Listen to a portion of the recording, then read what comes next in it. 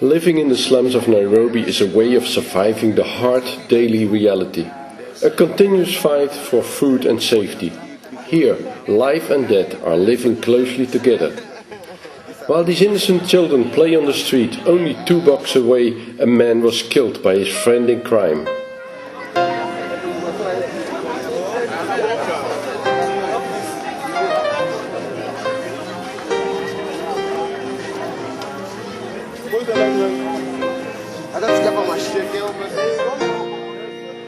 This is just a normal day. Local dealers wait for the clients to buy mira leaves, a local used drug.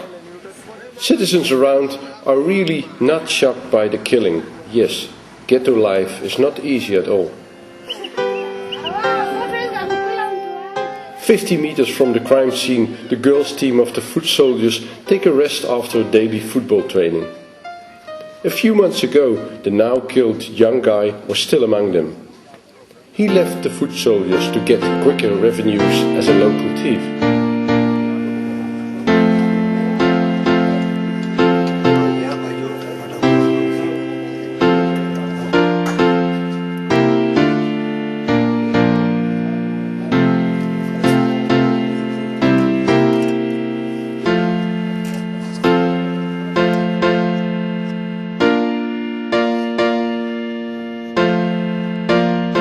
Only a few minutes earlier we passed a group of young men hanging around a tree at the riverside. One of them pointed at us not to film. Later we found out that the murderer was among them, not even running away from the crime scene. The way these neighboring children react, it must be that they have experienced such a tragedy before.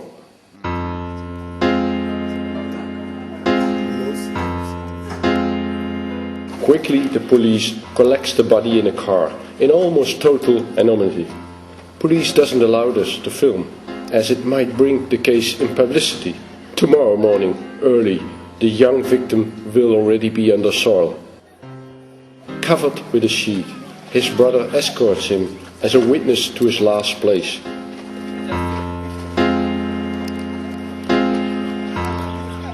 The case will be closed and another life from this slum left us tragically.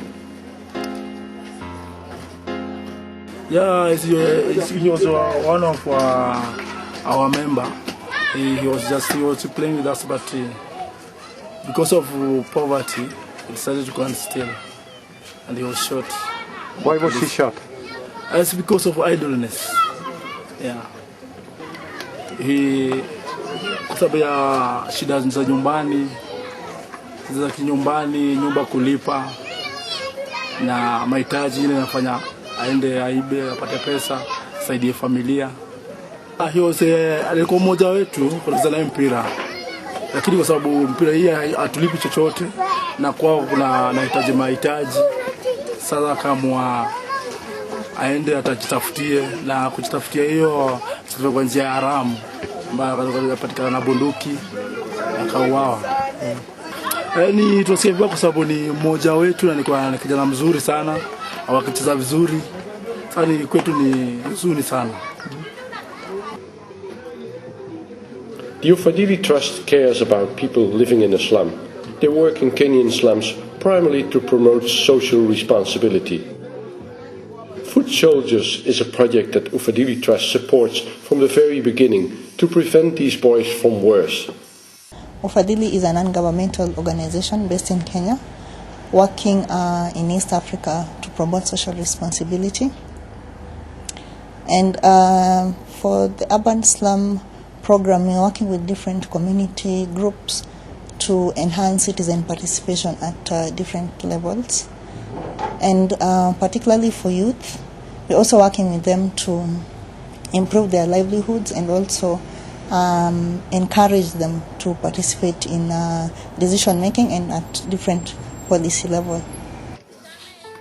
Sports is a way to mobilize and build structures among the youth. All programs have a multi-stakeholder approach where different partners and initiatives contribute to a joint and peaceful change in the community.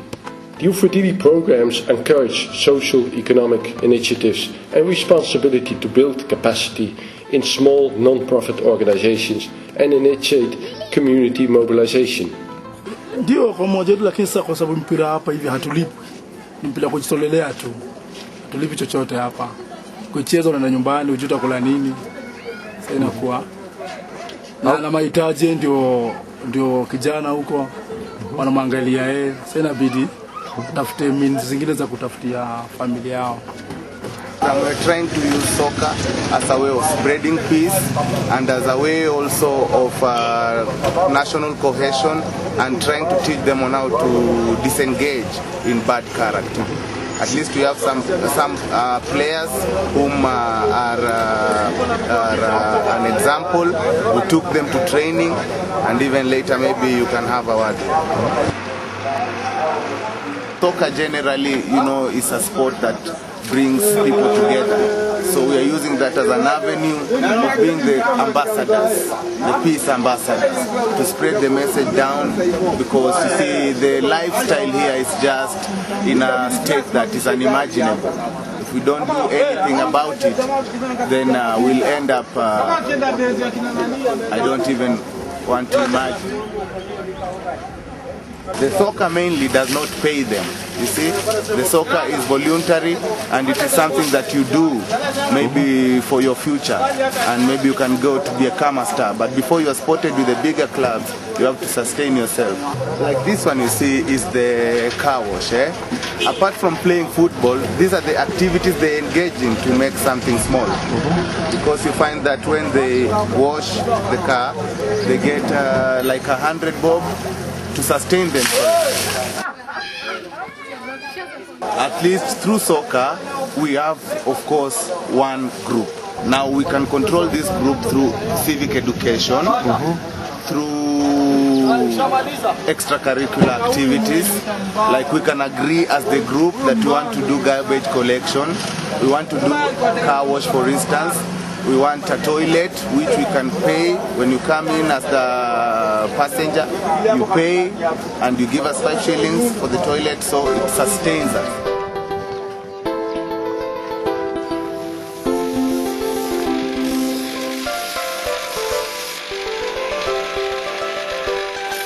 One of the 8 Millennium Development Goals is to kick out hunger and poverty. Education and capacity building will create independent ownership and better sustainability to survive in slums too. Art craft is another approach to create small-scale local business here in Kibera Olympic. They turn old bones into fine art. The strong sound of polishing the bones into jewelry and consumer goods is inseparable of Chairman Tom's daily office activities. One major thing is about poverty reduction, because the place where we work has a lot of poverty. The people who live in Kibera, many are here because of poverty. They would have chosen to be elsewhere, but they're in Kibera because of poverty, and that is one of the main things that we are trying to address in Kibera. One of the things we do is to capacity build people, and this is in way of finding trainings that will help people to be able to do work for themselves or to get employment. And again, we are also looking at capacity building groups that have been formed, and they can do things together instead of working as individuals. It is much better to do work as groups, because it is easy to do a lot of things as groups than as individuals. So some of the products are sold locally, and quite some are sold in the international market. Craft reduces poverty in a way that it creates employment in the first place. People can create their own employment doing craft work, and it also generates income. When the crafts are designed and made ready for the market and are sold, then there is income that is generated. So that reduces poverty, because like the people you saw doing craft work, If they earn something, then it means their families will today have something to put on the table. So the multi-stakeholder approach would be able to bring in more people who maybe they are doing the same thing or trying to do something of their own, but they may be lacking skills, or they may be lacking knowledge on where the market is, or they may be doing things that they're not able to do on their own. Now, when the multi-stakeholder approach is used and all these people are brought together, they will be able to do much more and even be able to specialize.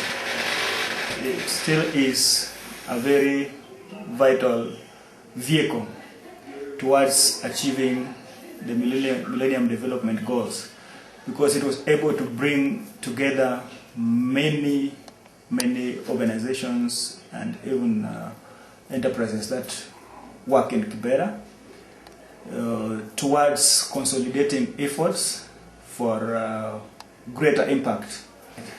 Now, in terms of the achievement of the 8 Millennium Development Goals, what I can say is that we are nearing 2015. We only have about 5 years to go, and there is real need to up the effort if we are to reach where we want to be at 2015. Otherwise, at the current pace, we'll achieve very little. The eradication of poverty is one of the Millennium Goals that Ufadhili Trust wants to realize in her focus areas before 2015.